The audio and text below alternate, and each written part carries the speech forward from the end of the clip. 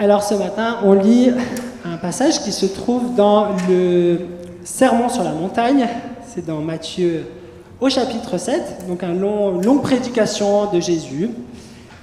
Et là, le passage qu'on va lire, c'est presque à la fin, donc on peut dire que c'est le début de la conclusion. Voilà, le passage s'affiche, on va le lire ensemble.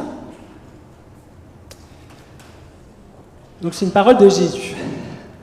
Ce ne sont pas tous ceux qui me disent « Seigneur, Seigneur » qui entreront dans le royaume des cieux, mais ceux qui font la volonté de mon Père qui est dans les cieux. Au jour du jugement, beaucoup me diront « Seigneur, Seigneur, n'est-ce pas en ton nom que nous avons été prophètes? N'est-ce pas en ton nom que nous avons chassé des démons? N'est-ce pas en ton nom que nous avons accompli de nombreux miracles? Alors je leur déclarerai, je ne vous ai jamais connus.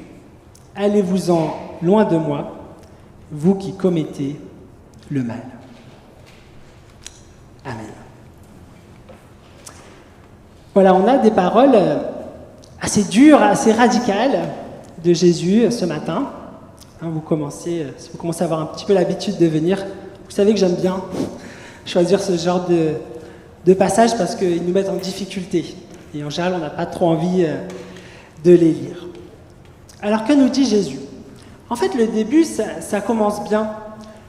En tout cas, c'est assez clair. Au verset 21, Jésus dit « C'est pas ceux qui disent « Seigneur, Seigneur » qui iront dans le royaume, mais ceux qui font la volonté de Dieu, ceux qui font ma volonté, dit Jésus. » Ça, je pense que c'est assez clair à comprendre. Il ne s'agit pas seulement d'être chrétien en parole, mais aussi en acte.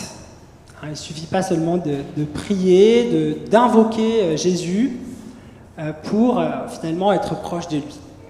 Ça, c'est quelque chose qui est valable dans tous les domaines de notre vie. On peut se dire sportif. Vous savez, moi, je suis un sportif. J'ai la tenue de sport, j'ai des baskets. Mais si je veux vraiment me dire un sportif, il faut quand même qu'à un moment donné, au moins de temps en temps, je fasse du sport. Ça peut marcher aussi, si on peut se dire écolo, je suis un écolo, je suis convaincu, mais au bout d'un moment, à quoi on peut voir qu'on est un vrai écolo? C'est quand il y a des gestes qui suivent, quand on fait attention à notre manière de consommer, à nos déchets, etc., etc. Et ça, voilà ce que nous dit Jésus. Ce n'est pas seulement ceux qui disent « Seigneur, Seigneur » qui seront dans le royaume avec lui, mais ceux qui font sa volonté. Et la suite, ça se complique un peu. Jésus imagine un dialogue au jour du jugement, où des gens lui disent « Mais Seigneur, en ton nom, pourtant en ton nom nous avons prophétisé, en ton nom nous avons chassé des démons, en ton nom nous avons fait toutes sortes de miracles. » Et Jésus leur dit « Allez-vous-en, vous n'êtes pas proche de moi, vous n'avez pas votre place auprès de moi. » Et là, on a du mal à comprendre parce que c'est quand même un CV spirituel assez impressionnant. Chasser des démons, faire des miracles, prophétiser dans le nom de Jésus. Si on rencontre une personne comme ça, on a plutôt tendance à l'embaucher comme pasteur, on a plutôt tendance à le prendre comme un modèle de foi, un modèle spirituel, des miracles, des prophéties, etc. C'est tout de même vraiment admirable, c'est tout ce qu'un chrétien devrait être en théorie. Et puis c'est aussi la volonté de Dieu, clairement, puisque Jésus, souvenez-vous, quand il envoie ses disciples, on lit ça par exemple en Luc 10, en Matthieu 10, il leur dit de faire tout ça. De prophétiser, de chasser des démons, de faire des miracles, de faire des guérisons. Alors pourquoi, en fait, c'est quoi le problème de ces chrétiens qui sont pourtant assez impressionnants, mais à qui Jésus dit « Allez loin de moi ». En fait, la parole clé, c'est que Jésus dit « Je ne vous ai pas connu. Je ne vous ai pas connu. Allez-vous-en loin de moi. Je ne vous connais pas. » Alors pour comprendre, il faut il faut savoir que dans la Bible, le mot « connaître », qu'on le lit dans l'Ancien ou dans le Nouveau Testament, il a une signification bien plus large qu'en français. En français, ou même en anglais d'ailleurs, le mot « connaître », c'est quelque chose de l'ordre du savoir. C'est quelque chose qu'on apprend, on acquiert des connaissances. Ça peut être des connaissances théoriques, mais aussi des connaissances techniques, des choses à faire. dans la Bible, quand on voit ce mot « connaître », c'est un mot qui parle vraiment de l'intimité, d'une relation d'intimité. Lorsqu'on connaît quelqu'un, c'est plus que juste une connaissance, c'est plus que juste une relation. Il y a vraiment une relation d'intimité, à tel point même que si vous lisez, par exemple dans l'Ancien Testament, on utilise ce mot pour parler du stade ultime, on va dire, de l'intimité, puisqu'on va lire, entre autres, Abraham connu Sarah. Voilà, je ne vais pas vous faire un dessin, mais en tout cas le mot connaître, c'est le mot de l'intimité. Et en fait, ce que dit Jésus, c'est malgré que vous ayez un CV spirituel impressionnant, que vous fassiez ma volonté, que vous m'écoutiez, que vous m'invoquiez, que vous me dites Seigneur, Seigneur, en fait, il peut vous manquer, vous pouvez passer à côté du plus important, de la chose la plus essentielle, c'est-à-dire le connaître, c'est-à-dire vivre une relation intime avec lui. Et on réalise qu'il y a une vraie différence entre savoir et connaître. On peut savoir plein de choses sur Jésus, on peut connaître la Bible par cœur, sans pour autant le connaître dans une relation personnelle, dans une relation intime. Je vais vous donner un exemple. Peut-être que vous étiez, quand vous étiez plus petit, ou peut-être que vous l'êtes encore, fan de quelqu'un. Je ne sais pas, fan d'un chanteur, fan d'un footballeur, ou de n'importe qui, d'une célébrité. Si vous rencontrez un vrai fan de Beyoncé, par exemple, eh ben, il connaît tout de Beyoncé. Il connaît tout son CV, il sait où elle est née, quel est son plat préféré, il a écouté tous ses albums, il a lu tous ses interviews. Il la connaît par cœur, même presque, on pourrait croire, mieux qu'elle-même. Mais pourtant, on ne peut pas dire qu'un fan de Beyoncé connaît Beyoncé. Pourquoi ? Parce qu'il manque la relation. D'avoir passé du temps, d'avoir vécu des moments ensemble, d'être rentré dans l'intimité. Donc, ça, c'est la différence entre savoir et connaître. Et c'est ça que veut nous montrer Jésus ce matin avec cette parole un peu rude qui dit l'essentiel, c'est de me connaître, c'est de vivre une relation avec moi. Je vais vous donner un deuxième exemple personnel. Moi, je suis allé plusieurs fois, j'ai eu la chance d'aller plusieurs fois au Cameroun, avec Santia, avec sa famille, et j'ai vraiment vécu une expérience forte. J'ai vécu plein de choses camerounaises là-bas, hein. J'ai mangé du porc épic, du vrai ndolé de là-bas, j'ai pris un taxi avec 7-8 personnes dans la toute petite voiture, j'ai vécu des cérémonies traditionnelles. Je peux vraiment dire que j'ai été immergé, que j'ai vécu une expérience du Cameroun. Pour autant, je ne peux pas dire que je connais le Cameroun, même si je connais des Camerounais, etc. Parce qu'il y a plein de choses que je ne sais pas, parce que je n'ai pas vécu là-bas. Je ne connais pas les langues, il y a plein de codes sociaux que je ne connais pas. Tout comme, on peut savoir, avoir expérimenté des choses de la foi, des choses avec Dieu, des choses avec Jésus, sans pour autant pouvoir dire qu'on le connaît. Alors on a un magnifique exemple de ça dans le Nouveau Testament avec ce qu'écrit Paul, notamment aux Éphésiens. Il y a plusieurs moments dans ses lettres où Paul écrit les prières qu'il fait pour les Éphésiens, pour ces chrétiens d'Éphèse. Je vais vous en lire un extrait, donc c'est en Éphésiens 1, 17. Voilà la prière de Paul. « Je demande au Dieu de notre Seigneur Jésus-Christ, au Père à qui appartient la gloire, de vous donner l'esprit de sagesse qui vous le révélera et qui vous le fera vraiment connaître. » Et un peu plus loin, ça devrait arriver, on va y aller doucement, « Que le Christ habite dans vos cœurs par la foi. Je demande que vous soyez enracinés et solidement établis dans l'amour. Ainsi vous aurez la force de comprendre avec tous ceux qui appartiennent à Dieu combien l'amour du Christ est large et long, haut et profond. Et vous connaîtrez alors son amour, bien qu'il surpasse toute connaissance, et vous serez ainsi comblés de toute la plénitude de Dieu. » Voilà la prière que Paul fait pour, on va dire pour ses paroissiens, pour les Éphésiens, cette église qu'il a fondée, dont il a été le pasteur, dont il a été l'enseignant. Sa prière essentielle, c'est qu'ils puissent vraiment connaître Jésus-Christ. on se rend compte que c'est parfois différent de nos prières à nous. Paul n'est pas en train de prier, et en fait, à aucun moment dans ses lettres, il est en train de prier pour la réussite dans les projets des Éphésiens, ou des gens à qui il écrit, pour leur succès, ni même pour leur protection, ni même pour leur santé. La seule prière qu'il fait, la prière essentielle, qu'ils puissent connaître Jésus-Christ. Et on a vu des mots très forts, que soyez enracinés, que vous puissiez connaître la largeur, la hauteur, la profondeur de l'amour des dieux. En fait, c'est la prière fondamentale que fait Paul en tant que pasteur de cette communauté, parce que c'est la prière qui est la plus essentielle et tout le reste est secondaire, en réalité. Parce que toute la vie chrétienne, une vie chrétienne réelle, découle d'une relation, de la relation à Jésus-Christ. Et non pas l'inverse. Et contrairement à ce qu'on pourrait penser, il ne faut pas s'efforcer de faire la volonté, de plaire à Dieu pour s'approcher de lui. Il faut d'abord s'approcher de lui pour qu'ensuite découlent les œuvres, découle une vie qui lui est agréable. Et connaître Jésus, connaître Dieu, c'est la seule chose, au fond, Paul le dit, on le lit à d'autres passages, dans un passage qu'on va découvrir, c'est la seule chose dont on peut vraiment se vanter. C'est la seule chose dont l'on peut se vanter de posséder. On voit ça en Jérémie, une parole de Dieu qui est magnifique.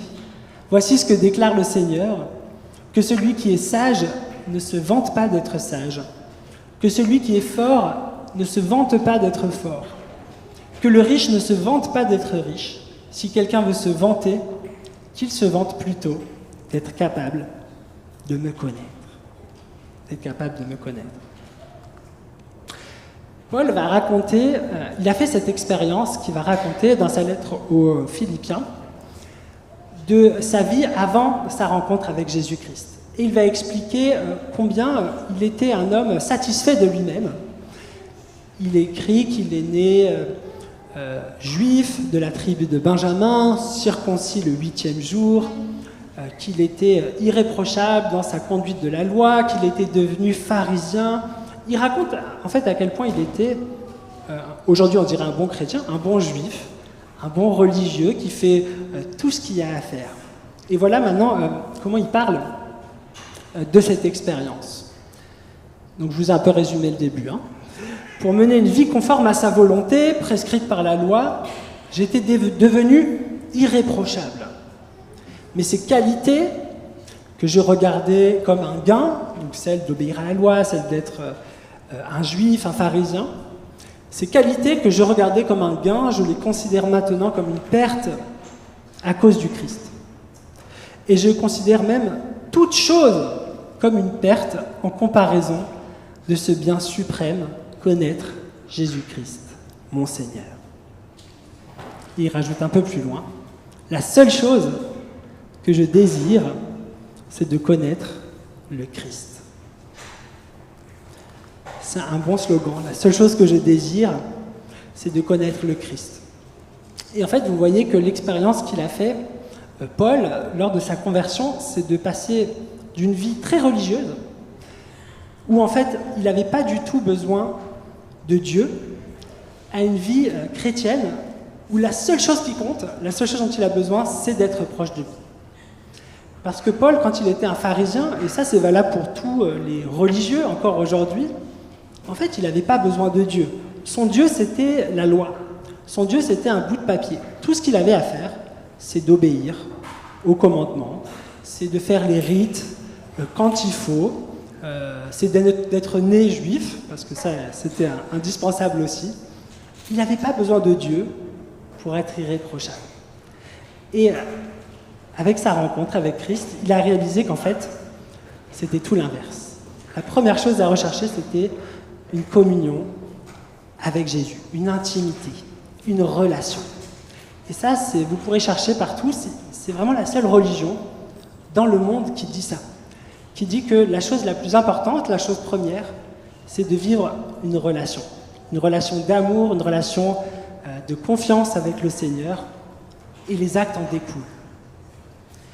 Et voyez le problème aussi que Paul avait, c'est que lorsqu'il cherchait à s'approcher de Dieu par ses œuvres, en fait, il le faisait pour lui-même. Il ne le faisait pas par amour. C'est tout le mouvement de la grâce, en réalité. Cette grâce qu'a connue Paul, qu'on œuvre, on fait la volonté de Dieu, non pas pour gagner notre salut, non pas pour gagner sa faveur, mais on le fait par reconnaissance. On le fait parce qu'on vit une relation avec lui, qu'on est certain de son salut, de son pardon. Alors on agit, non pas pour l'influencer, pour manipuler Dieu, mais par reconnaissance, comme une action de grâce, comme une louange. Alors je vais être un petit peu plus pratique et concret. Parce que peut-être vous me direz, mais comment connaître Jésus, comment vivre ce dont, pasteur, tu nous parles? Une chose qui est importante, c'est que, je vous l'ai dit, on peut savoir qui est Jésus sans le connaître, mais l'inverse n'est pas vrai. On ne peut pas connaître Jésus-Christ dans le sens de vivre une relation avec lui sans savoir un minimum de choses sur lui. Et pour ça, bien sûr, nous avons la Bible. Le découvrir, le redécouvrir dans la Bible.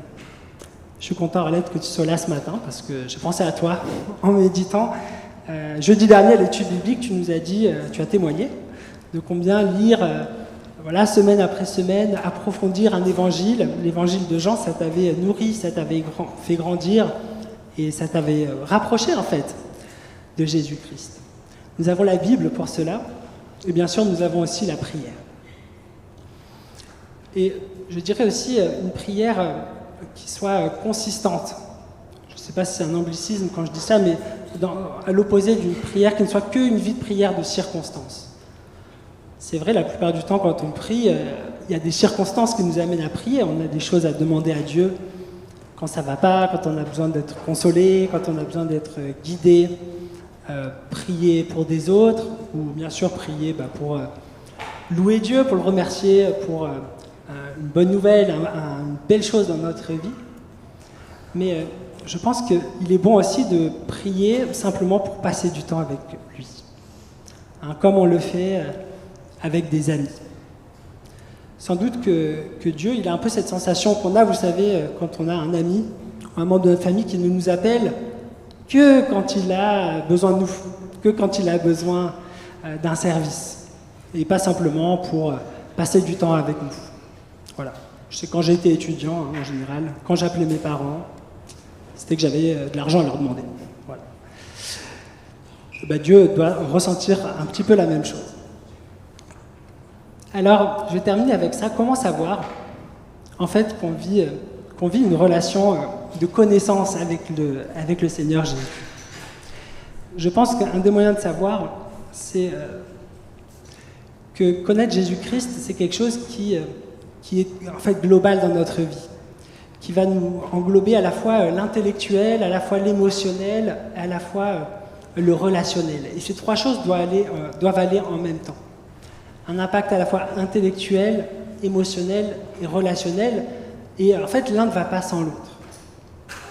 On peut être un croyant, un chrétien qui est très émotif dans la louange, lever les bras, avoir les larmes aux yeux, etc., vivre une foi très émotionnelle et pourtant, intellectuellement, ne même pas savoir dire une parole de Jésus ou un miracle de Jésus. Avoir l'émotionnel sans l'intellectuel. Juste pour faire un témoignage personnel, pendant longtemps, ma foi, elle est restée intellectuelle. J'avais adhéré à l'idée que j'aimais que Jésus était mort pour nos péchés, que nous sommes aimés, qui que nous soyons, que la grâce est offerte à chacun. C'est quelque chose que j'avais intégré, que j'avais intellectualisé, mais ça n'avait pas touché mes émotions. Et il y a un jour qui a tout changé, qui a été un basculement dans ma vie, c'est quand, justement,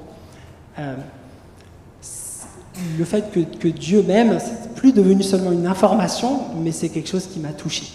Comme quand on reçoit une parole de quelqu'un qu'on aime et qui nous dit « Je t'aime ».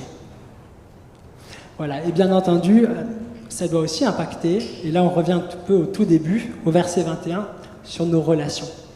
Ça change nos relations avec les autres, ça change notre relation avec nous-mêmes, ça change l'estime qu'on a de soi, et puis Ça change aussi nos choix de vie, nos habitudes. C'est toute notre vie qui est chamboulée, qui est modelée, qui est influencée par cette relation d'intimité que nous avons avec Jésus-Christ. Voilà, frères et sœurs, le message de ce matin. Jésus veut avant tout être en relation. Il veut être votre ami. Il veut que, avant toute chose, que vous alliez vers lui pour prendre du temps avec lui, le connaître, vivre dans l'intimité. Il veut faire tomber la barrière qu'il y a entre nous et lui. Il veut se laisser connaître. Et Jésus-Christ, nous disent les évangiles, a fait ce premier pas. Il a fait tomber lui-même cette barrière en venant dans le monde et en venant habiter avec nous et en mourant pour nous. Au moment où Jésus était sur la croix, on lit que dans le temple, le voile, ce voile symbolique qui séparait symboliquement Dieu des humains, ce voile s'est déchiré. Dieu, par Jésus-Christ, a aboli la frontière pour que nous puissions vivre en relation avec lui. Alors je vais simplement finir avec cette parole de Jésus. C'est une prière qu'il fait en Jean 17. Il parle de ses disciples.